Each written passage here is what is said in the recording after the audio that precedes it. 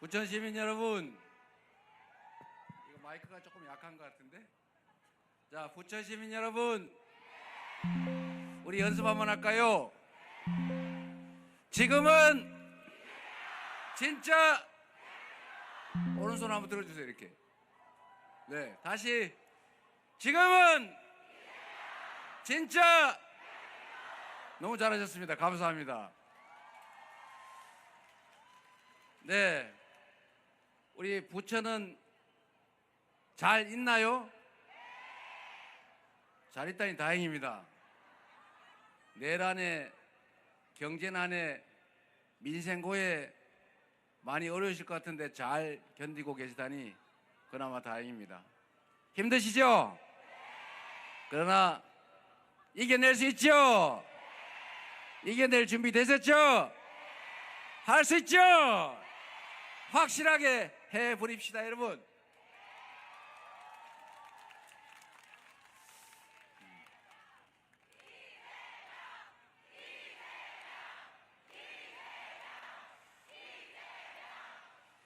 부천 시민 여러분, 저는 자주 그 생각을 해봅니다.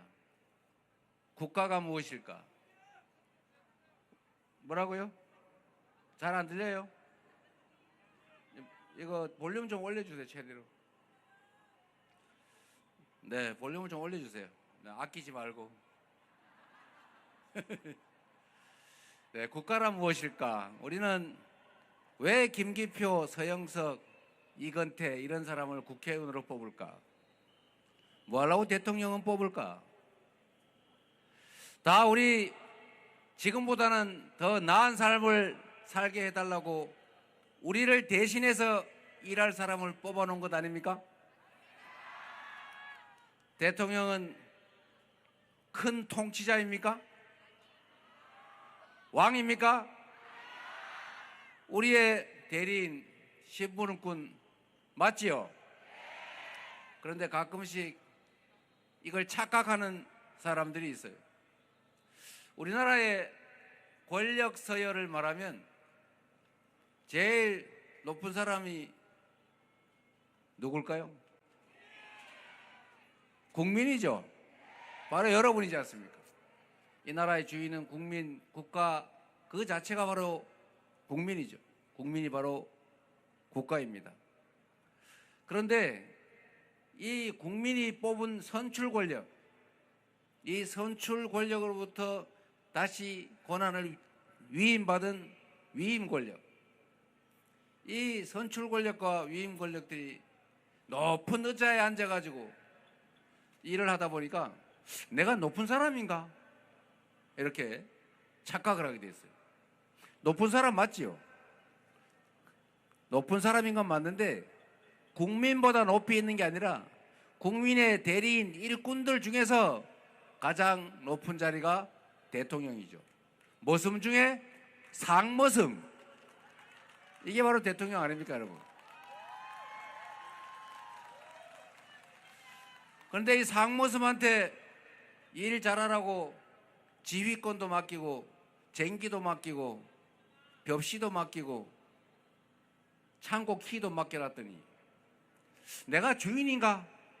이렇게 착각을 해서 내가 영영 이 집 주인을 해버려야지 이렇게 마음 먹고 진짜 주인한테 위임받은 권력으로 진짜 주인이 맡긴 쟁기로 도둑 지키라고 준 총칼로 주인을 겁박하고 심지어 죽이고 영원히 자기가 주인 위에 상주인이 되려고 시도한 게 바로 지난 12월 3일 내란 아니겠습니까, 여러분? 건방지지 않아요? 우리가 주인인데, 우리가 맡긴 총칼인데 그 총칼로 우리를 겁박하고 자신이 영구적으로 군정을 통해서 집권하려고 그런 국민 배반행위, 국가 반란행위 여기에 대해서는 결코 용서하거나 또는 방면해서는 안 되는 것이죠. 그런데 희한하게 지금 길거리를 활보를 하고 있어요. 부정선거 자꾸 얘기하는데, 부정선거 했으면 내가 이겨야지 왜 자기가 이깁니까?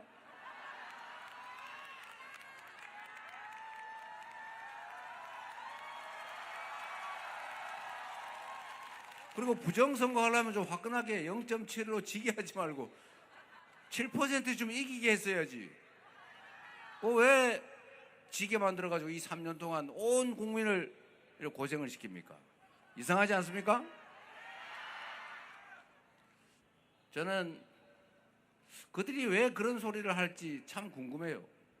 진짜 그렇게 믿어서 그러는 것일까? 아니면 뭔가 의도를 가지고 일부러 그러는 것일까? 뭔가 나름의 이유가 있겠지만 우리와는 생각을 완전히 달리하는 종족이 달라서 그런지 저는 도저히 이해를 못하겠어요. 여러분도 그러시죠? 정상이냐 비정상이냐 차이가 뭐겠어요?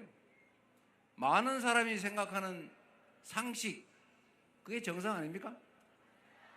많은 사람들의 일반적 상식을 벗어난 걸 우리는 비정상이라고 부르죠. 어쨌든 여러분, 우리 이 비정상을 벗어나서 제대로 된 나라, 상식이 통하는 나라, 합리적으로 예측될 수 있는 나라, 콩을 심으면 콩이 나는, 팥을 심으면 팥이 나는 그런 정상적인 나라 다시 만들어야 되겠죠?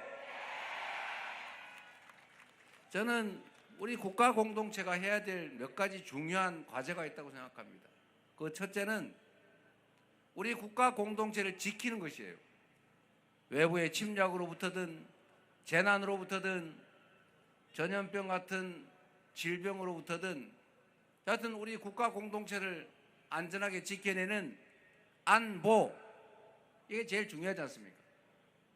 두 번째로 우리 내부의 구성원들이 똑같은 생각을 하는 사람들이 아니기 때문에 생각이 다르고 추구하는 바가 다르고 욕망하는 바가 다르기 때문에 이해관계가 부딪히지 않습니까? 그런데 가만 놔두면 어떻게 되겠어요?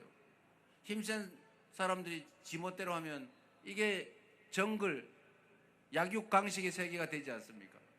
그래서 우리는 서로 지켜야 될 일정한 기준을 만들고 그 기준에 따라서 행동하는 사람은 보호하고 그 기준과 규칙에 어긋나는 데에 대해서는 제재를 가해서 서로 예측 가능한 그런 사회 안에서 평화롭게 질서를 유지하면서 사는 것 아닙니까? 이게 바로 질서유지, 치안이죠. 세 번째 또 중요한 가치가 있어요. 우리가 혼자 따로 살아도 되는데 굳이 함께 살면서 권력을 위임하고 세금을 내고 우리가 합의한 규칙에 마음에 안 들더라도 지키고 딱지 날라오면 화나지만 딱지 벌금 내고 그렇게 하는 이유는 혼자 사는 것보다는 더 나은 삶을, 더 행복하고 안전하고 평화로운 삶을 살기 위해서 그래서 하는 것 아닙니까? 이게 소위 민생이라는 거죠. 국민의 삶, 더 나은 삶을 우리 국가가 책임져 줘야 된다. 안보와 질서와 그리고 민생. 우리는 대한민국 공동체를 튼튼하게 지켜야죠. 그래서 군사력도 강고하게, 한미 동맹도 튼튼하게, 외교도 튼실하게, 안보를 잘 지키는, 안보를 사적 이익, 정치적 이익 때문에 희생시키지 않은 그런 정상적인 안보 누가 잘 하겠습니까?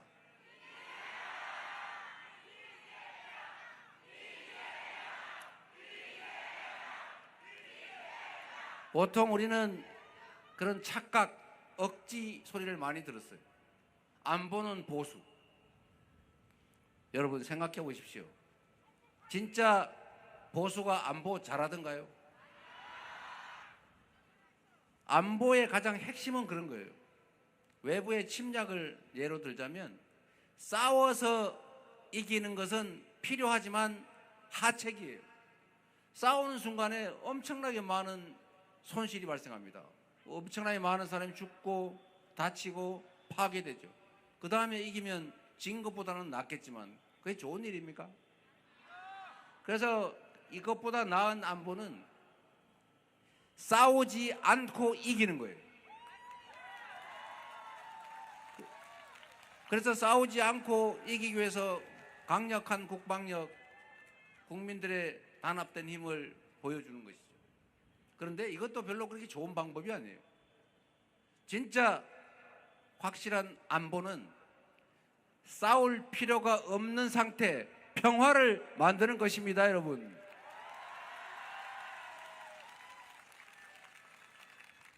생각을 해보면 간단해요.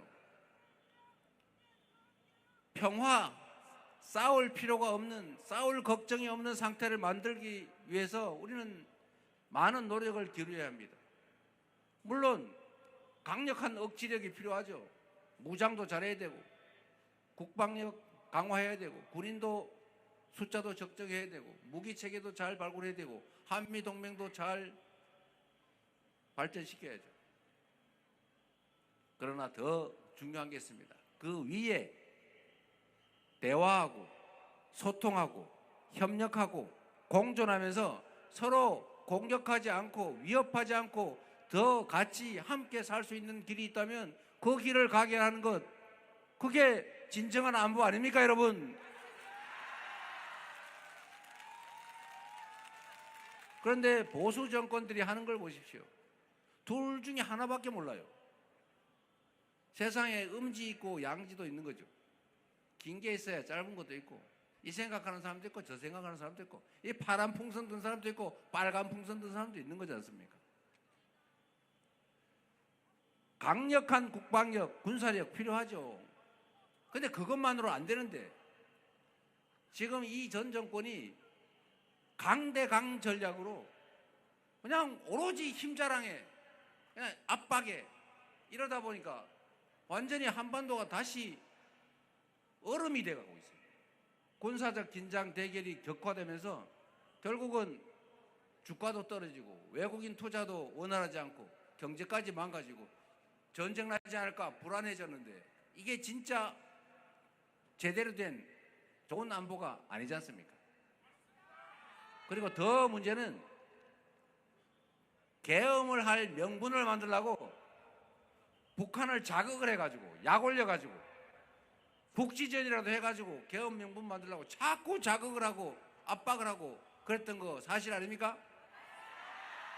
지금 내란죄만 입건돼서 처벌하고 있는데 외환 유치죄, 외환죄 이거는 반드시 수사를 해가지고 대한민국의 안보를 해치면서 영구 집권을 위한 계엄 명분을 만들려고 상대 국가를 자극해서 우리를 침공 또는 전투가 벌어지게 만들려고 했던 이 행위에 대해서도 엄정하게 책임을 반드시 물어야 합니다, 여러분. 국가를 보위하는 이 안보 역량을 사적 이익, 정치적 이익을 위해서 훼손하고 국민을 위험에 빠뜨린 죄 엄정하게 진상 규명하고 반드시 상응하는 책임을 물어야 다시는 이런 짓을 못하게 되지 않겠습니까?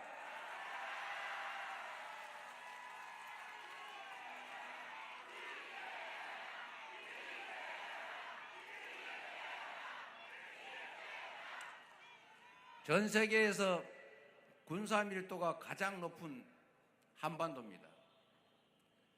객관적인 눈으로 보면 전쟁 발발 가능성이 두세 번째로 높은 세계적인 위험 지역이죠. 우리는 잘 느끼지 못하지.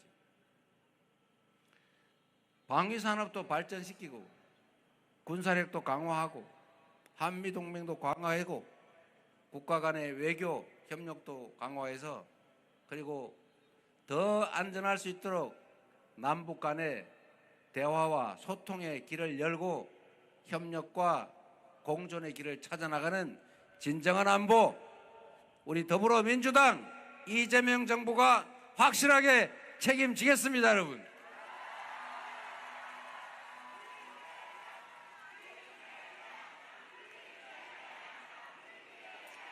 여러분이 앞으로 이렇게 얘기해 주세요. 1, 2, 3 작전이라고 있잖아요. 1번 이재명 3표가 부족하다. 1번 이재명 당선시키려면은 3명을 설득하자 했는데, 그 얘기 하실 때 안보는 보수, 이거 완전히 가짜다. 최소한 대한민국에서는 안보는 민주당이다, 이렇게 말해 주시기 바랍니다.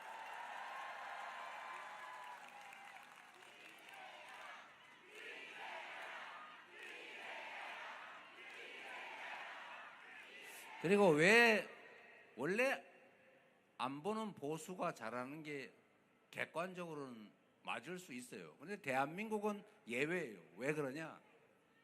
지금 보수라고 하는 국민의힘은 보수 정당이 아니에요. 여기는 극우, 퇴행 집단, 이해 집단이지 정상적인 보수 정당이라고 할 수 없다. 맞습니까, 여러분?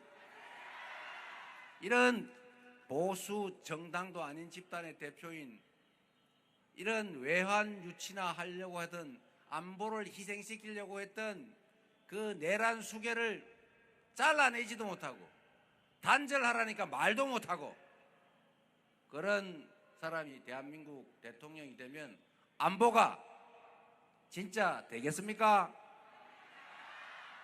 여러분이 잘 알려주시기 바랍니다. 안보는 민주당. 두 번째로, 우리는 지켜야 될 규칙들을 가지고 있어요. 그 지켜야 될 규칙은 여러 가지가 있죠.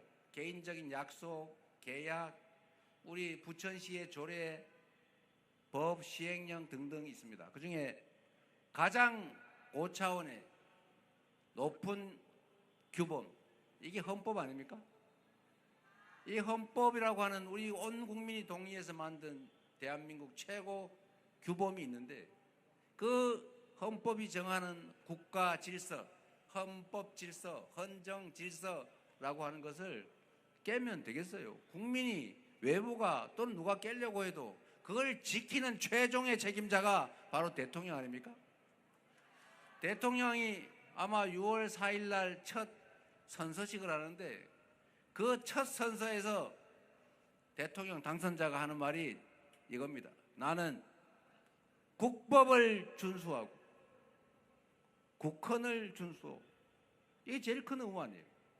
본인이 지켜야 될 뿐만 아니라 온 국민이 지키도록 할 의무가 있는 그 국가의 최고 책임자가 본인이 스스로 헌법을 깨고 계엄이라는 이런 반란 행위를 통해서 혼자 국가 권력을 다 차지하고, 야당 의원들, 이건태 의원 싹 다 잘라가지고 깜빵 보내고, 마음에 안 들면 저 백령도 가는 배에다 태워가지고 폭탄으로 터뜨려가 다 죽여버리자, 이런 계획해가지고 국회를, 군인을 보내가지고 점령하려고 하잖아요.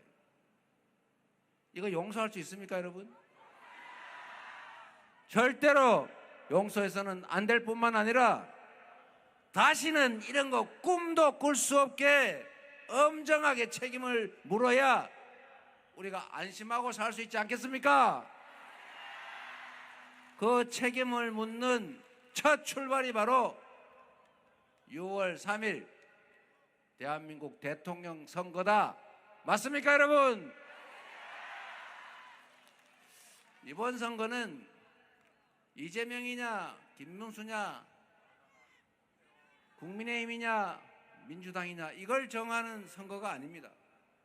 이번 선거는 내란 세력을 책임을 묻고 내란 세력의 귀환을 막을 것이냐, 아니면 그들의 귀환을 허용해서 영원히 퇴락하는 후진국 제3세계로 전락할 것이냐, 미래를 향해 나아갈 것이냐, 정상적인 나라가 될 것이냐가 결정되는 역사적인 이벤트입니다, 여러분. 맞습니까? 내가 누구를 좋아하고 싫어하고는 다음 문제입니다. 이 나라가 제자리를 찾느냐, 구렁텅이로 그대로 계속 굴러 떨어지느냐가 결정되는 거죠. 이재명이 밉더라도, 민주당이 좀 마음에 안 들더라도 결코 내란 세력을 지지하거나 내란 세력에게 기회를 다시 줘서는 안 된다. 동의하십니까, 여러분?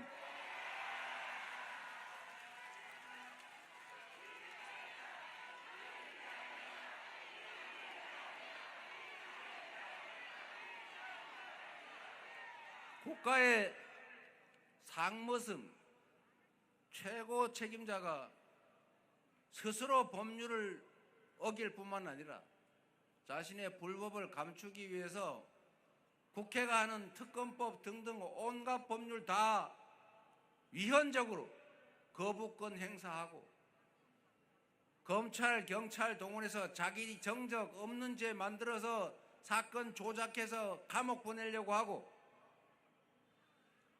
나라 살림하라고 맡긴 권력으로 살림을 하기는커녕 다 내버려 두고 혼자 사적으로 즐거움만 찾아다니고 자기 가족들의 비리를 덮고 사적인 이익만 챙기고 그러니 나라가 되겠습니까, 여러분?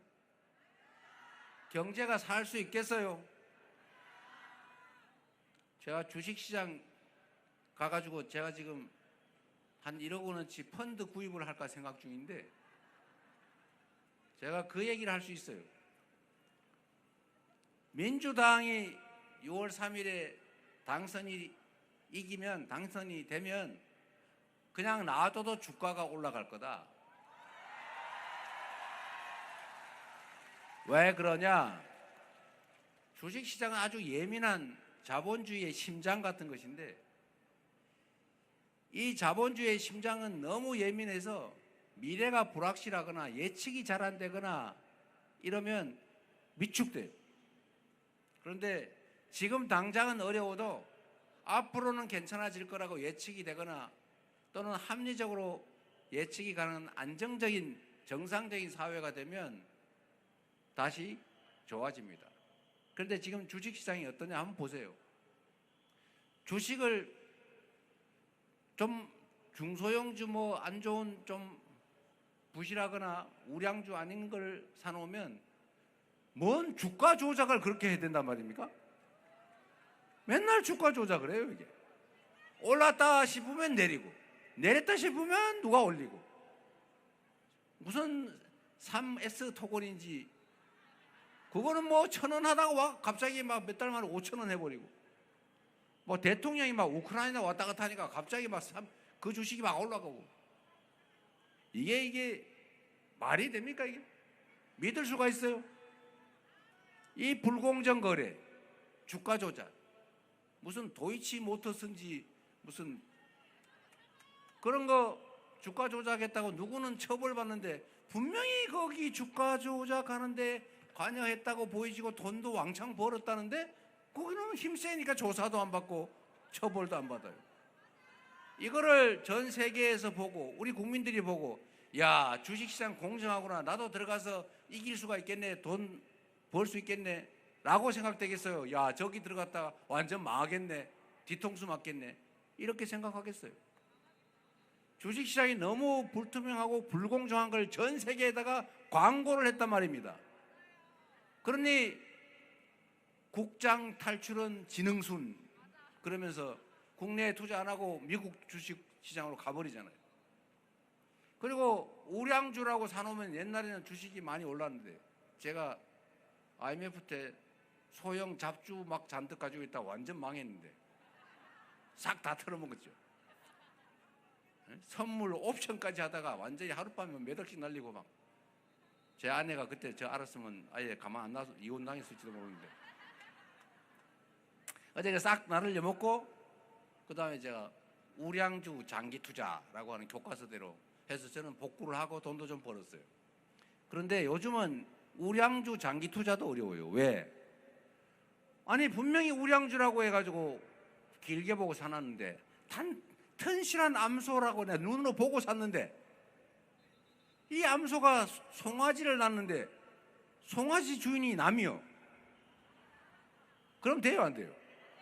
그래가지고 그게 참고 있는데 또 송아지가 살찔만 하니까 아니 암소가 살찔만 하니까 송아지를 두 번째 또 낳는데 이게 또 주인이 남이요. 이게 우리나라 주식시장이에요. 무슨 물적 분할이니 자회사니 만들어 가지고는 아니 회사가 쪼개지면 쪼개진 회사도 원래 주인 거 아닙니까? 근데 우리나라는 이상하게 쪼개진 회사, 새로 만드는 회사는 주인이 달라요. 이게 말이 안 되잖아요, 이게.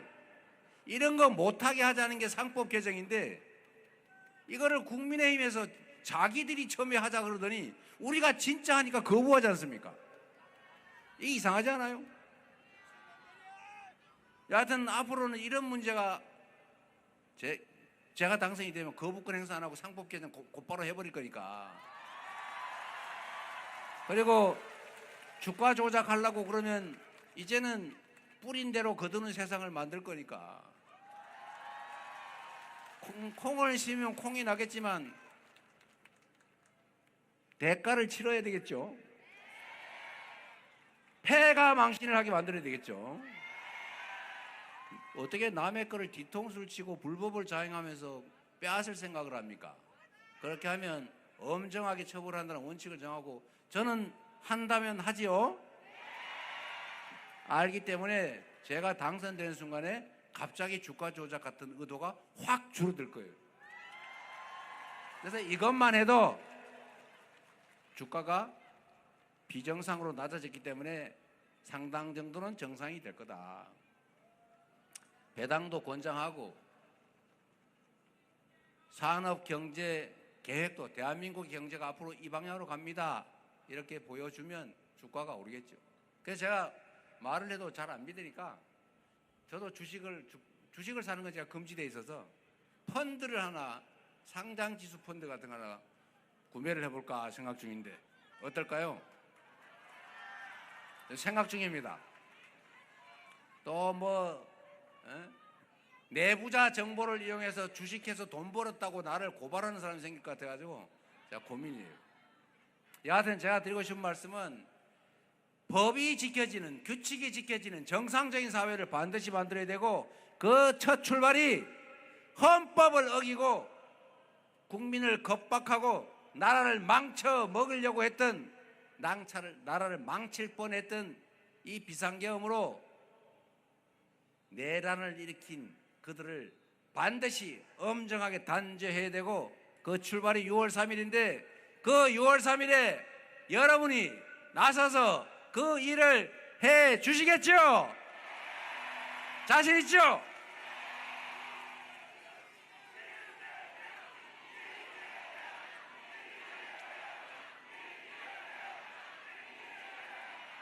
제가 참 말씀을 안 드려서 그런데 제가 이 평생 살면서 시민운동, 시장, 도지사, 국회의원, 당대표 이렇게 하는 동안에 제가 참 너무 많이 당했어요.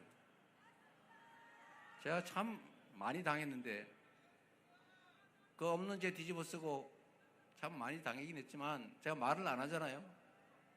결국 사필 규정 아니겠냐 하지만 제가 여러분한테 약속할 수 있는 것은 다시는 어느 누구도 부당하게 규칙에 반하는 억울한 일 당하지 않게 상식이 통하는 법을 지키는 사람들이 손해보지 않는 그런 세상을 확실하게 만들어 놓겠습니다, 여러분.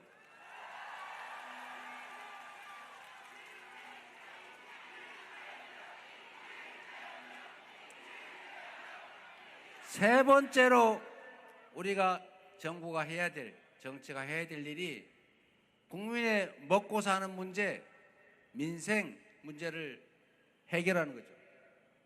여러분, 우리가 다 이러고 있는 것도 고통스럽지 않게, 억울하지 않게 더 나은 삶을 살자.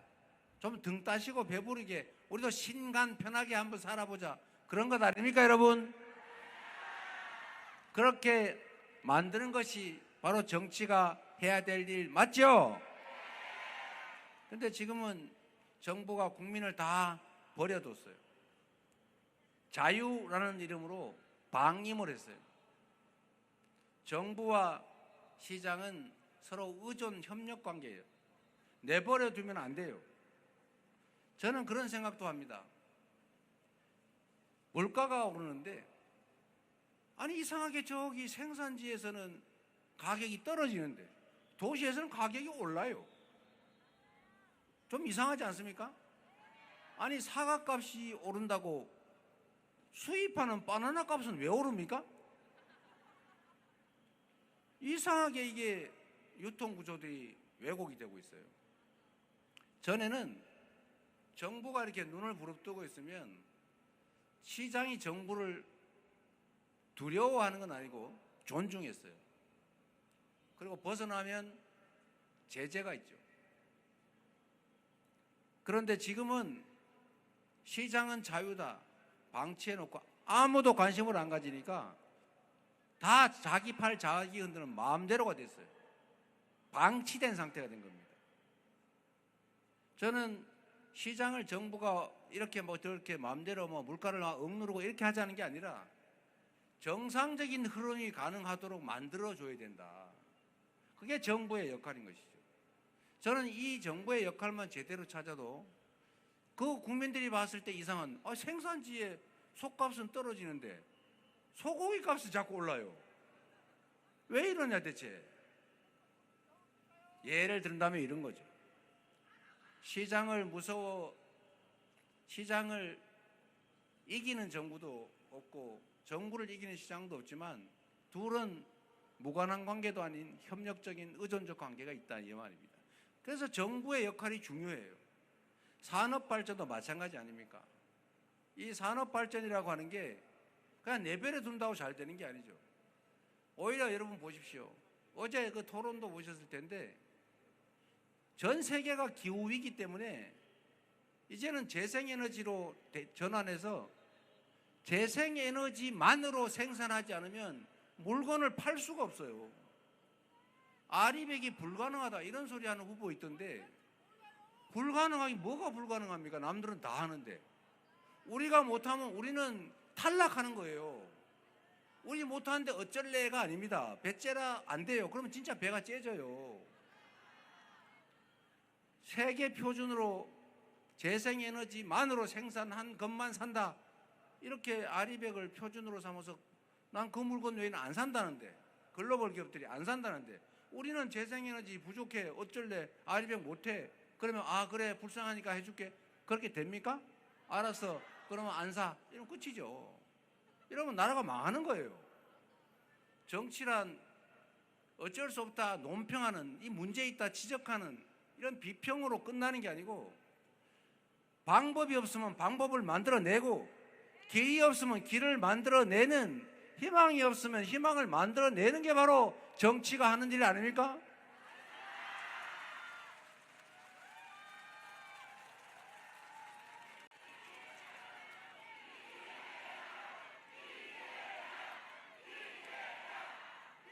그래서 대한민국의 산업 경제 체제를 방향을 정하고 정부가 집중적으로 관심 갖고 지원하고 투자하고 인력 양성하고 그래서 국민들이 믿고 그 길을 갈 수 있게 준비하게 해야 경제가 지속적으로 발전하는 겁니다. 그거를 할 수 있는 민주당, 준비된 민주당 그리고 준비된 이재명이 있다 이 말씀을 드리는 것입니다.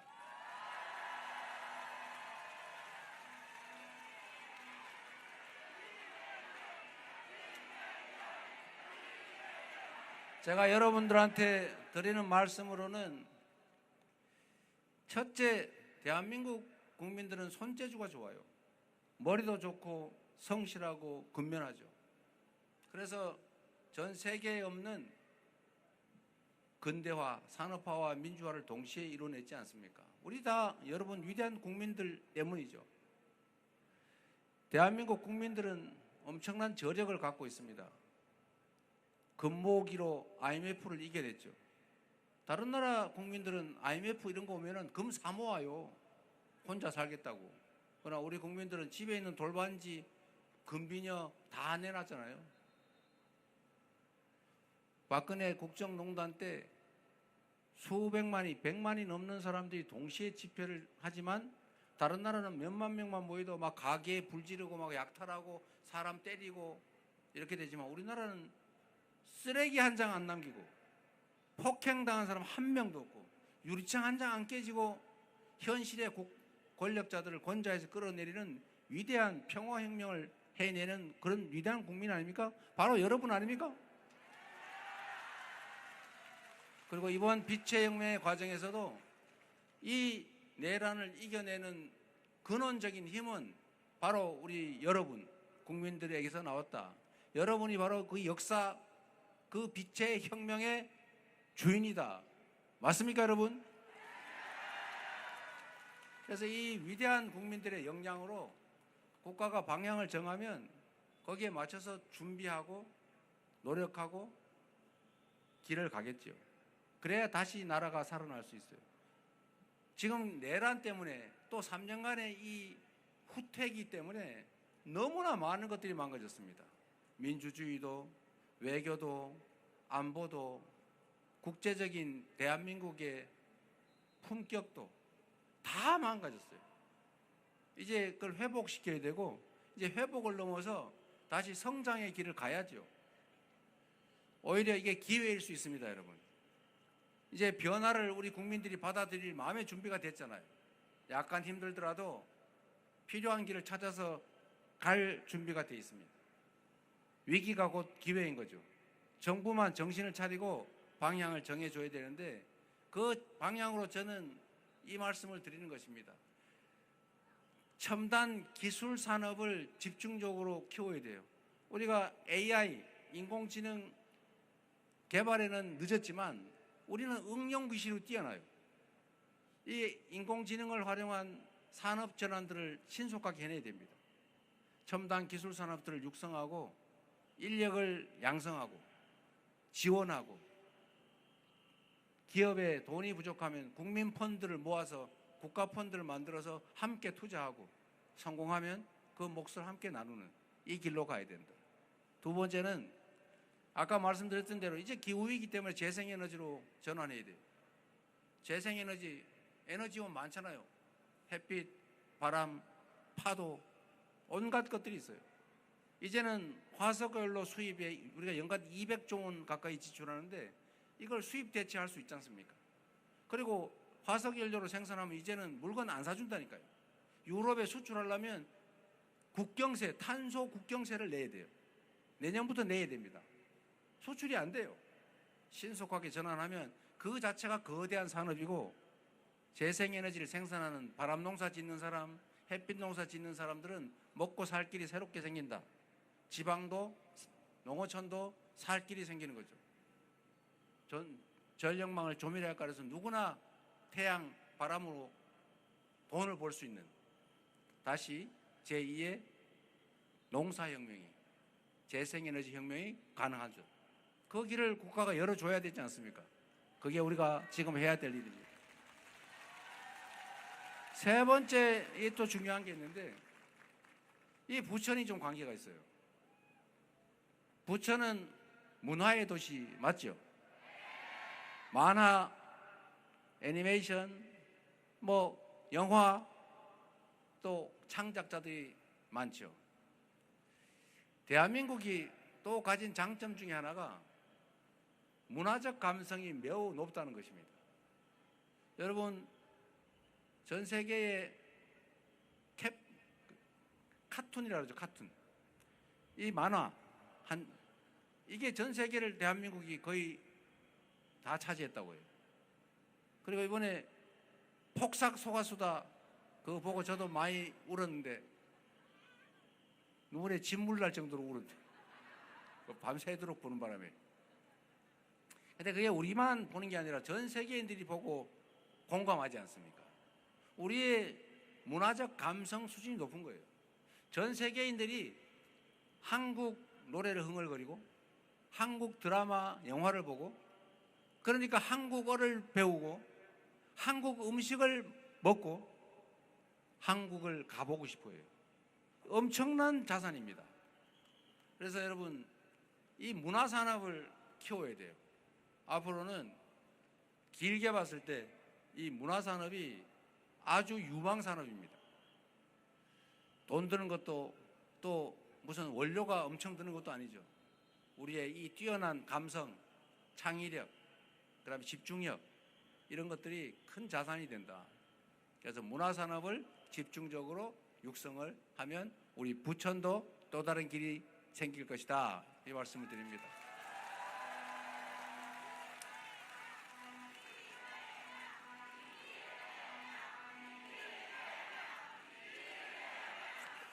그리고 마지막으로 정말로 중요한 말씀을 좀 드리려고 해요.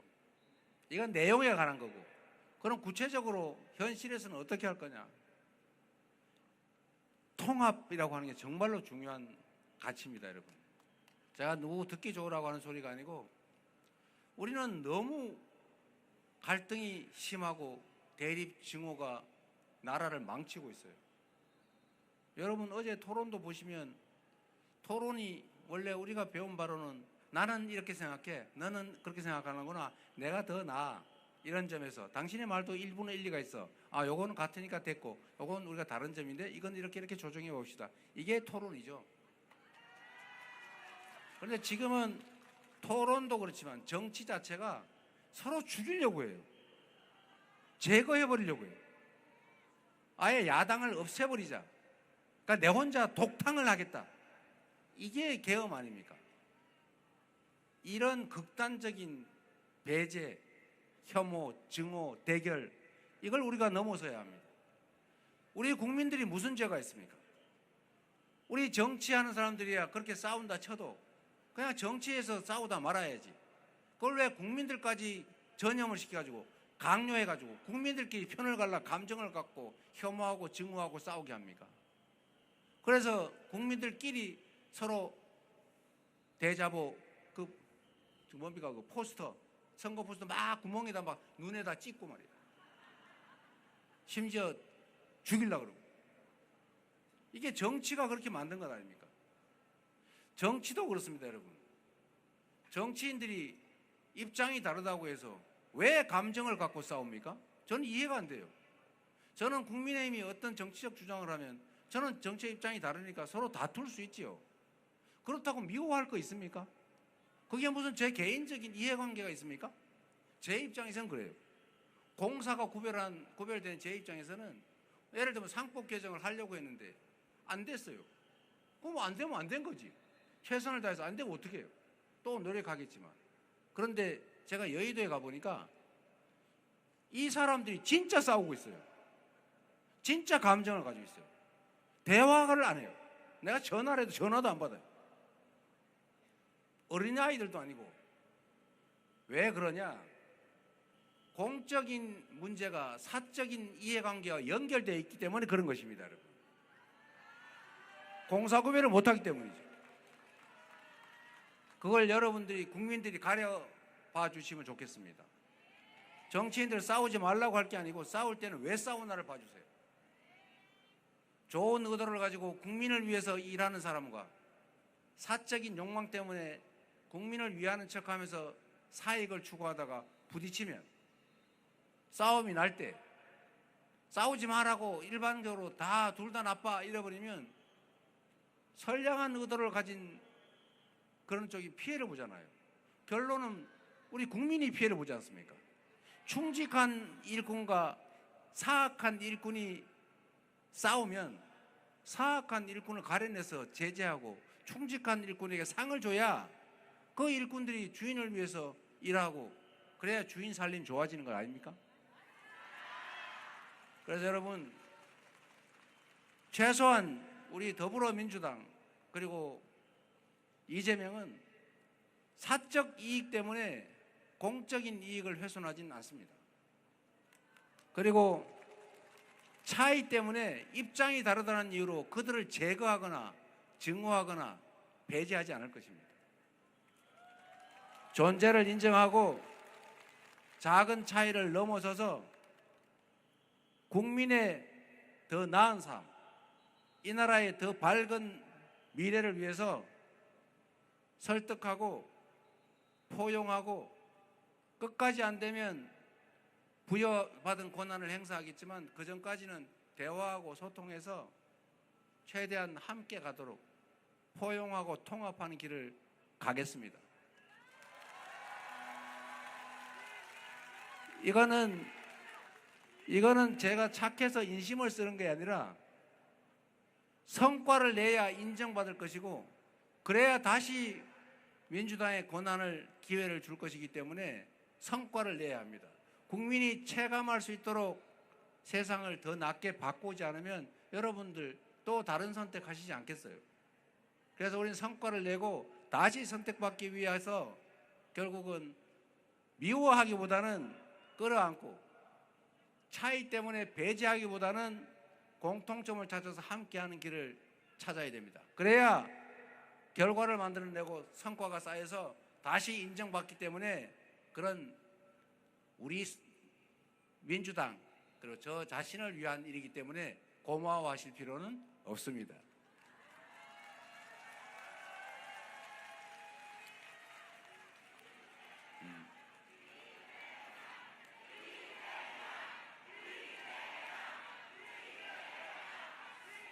그래서 우리는 당장의 큰 과제, 위기를 극복하고 무너진 모든 것들을 회복하고 다시 지속적인 성장의 길을 가야 하는데, 그러기 위해서는 작은 차이를 넘어서 사적인 감정이나 작은 정치적 이해를 넘어서서 오로지 국민과 국가의 더 나은 미래와 더 나은 환경을 위해서 힘을 모아야 한다. 포용하고 인정하고 통합해서 함께 가겠습니다. 대통령의 통령인 통치자 통자가 아니고 국민을 크게 통합하는 우두머리, 그 역할을 하라는 것입니다. 통합의 길로 국민과 국가가 더 행복한 그런 세상을 꼭 만들겠습니다.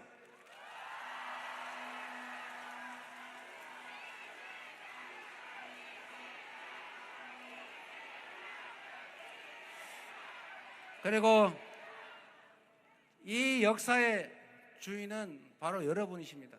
우리 여기 이건태 의원님, 서영석 의원님, 김계표 의원님, 잠깐 일어나 보세요. 여러분이 뽑은 도구인데 충직하게 유능하게 잘하는지는 아직까지 모르겠습니다만 잘하라고 격려 한번 주십시오.